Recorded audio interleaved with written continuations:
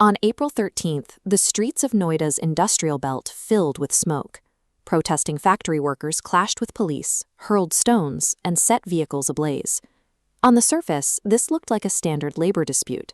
Thousands of workers from multiple units gathered to protest against irregular payments and low wages. The local governments quickly stepped in with temporary fixes.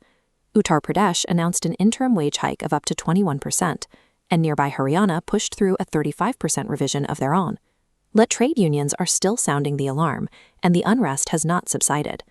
The workers point out that because their base pay is incredibly low to begin with, these double-digit percentage increases translate to almost nothing in their pockets, especially when stacked against their actual living expenses.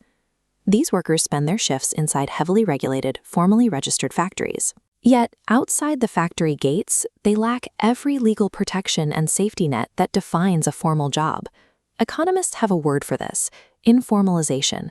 It is a process where regular, salaried employees are systematically stripped of basic job protections. Data from Uttar Pradesh shows roughly 68% of regular workers have no written contract, 62% get no paid leave, and 59% lack specified Social Security. Even worse, 46.3% lack all three simultaneously.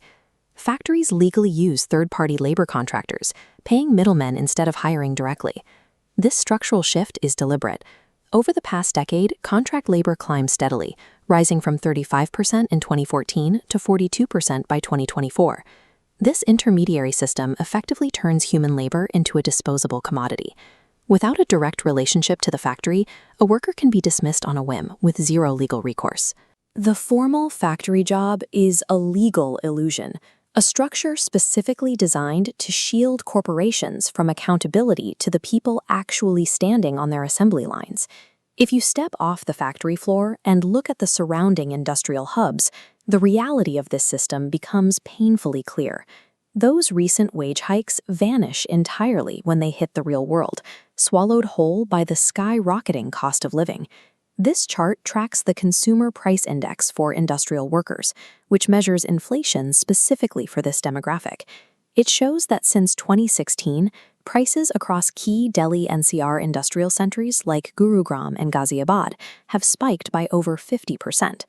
To understand what a 50% spike means, you just have to look at cooking fuel. Without the address proofs required for subsidized connections, migrant workers must buy their liquid petroleum gas on the retail market. Right now, a month's supply of cooking fuel runs them between 3,000 to 4,000 rupees. Without the buffer of formal benefits or safety nets, these workers absorb the full shock of macroeconomic inflation entirely on their own, pushing their cost of living past the breaking point. So why are these industries squeezing their labor costs so aggressively right now? The answer lies at the very top of the global supply chain. Industrial units are facing massive spikes in their own input costs, driven by a combination of new U.S. tariffs and major shipping disruptions in the Strait of Hormuz. Economists call this downward pressure. Trade unions point out that instead of absorbing these global shocks, corporations are simply passing the financial burden straight down the line to their laborers. And because of the contract labor loophole, passing the buck is incredibly easy. When your workforce is entirely informal on paper, slashing their pay or cutting their numbers is the path of least resistance. The charred remains of the Marathi-Suzuki security booths represent a conflict that reaches beyond a simple wage dispute. This violence exposes a structural decay in the very nature of modern industrial employment. Until the legal reliance on these intermediaries is addressed and the trend of informalization is finally reversed, these industrial hubs will remain powder kegs. The people building the modern economy are still fighting for basic sociological visibility and human dignity.